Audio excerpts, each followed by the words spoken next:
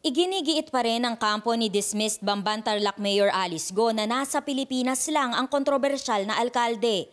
Ayon sa abogadong si Stephen David, patuloy silang maniniwala sa assurance na ibinigay ng kanilang kliyente hanggat walang ebidensyang lumipad siya palabas ng bansa. Pero ayon kay Senador Risa Ontiveros, National Bureau of Investigation o NBI na ang nagpatunay na tumakas patungong Kuala Lumpur si Go umaga ng July 18. Hindi pa malinaw kung saan ang port of exit, pero kumpirmado raw na mula Malaysia nagtungo si Go sa Singapore. Kinumpirma na rin ng Bureau of Immigration na nalusutan sila ni Go.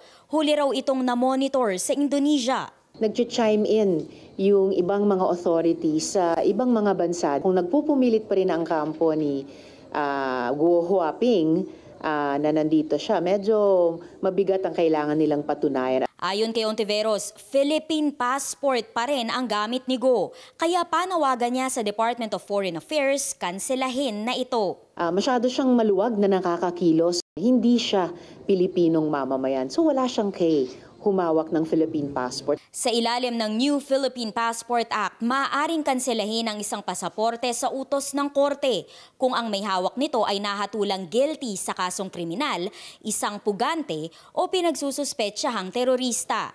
Pwede ring kanselahin ang pasaporte kung ito ay nakuha sa pamamagitan ng panloloko, pagmamanipula o pagkakamali. Ganoon din kung ibinalik ito sa DFA ng ibang government offices. Kung walang utos ng korte, pwedeng iapela sa DFA ang pagkansela ng passport. Ayon sa immigration, mapapabilis ang extradition ni Go kung makakansela ang kanyang travel documents. Ayon kay Ontiveros, sunod na iimbestigahan ng Senado kung paano nakapuslit si Go palabas ng bansa.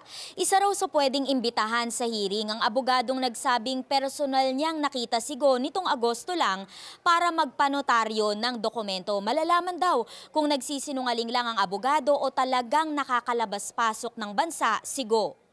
Para sa impormasyong napapanahon at on demand, Amor Santos, Newswatch Plus.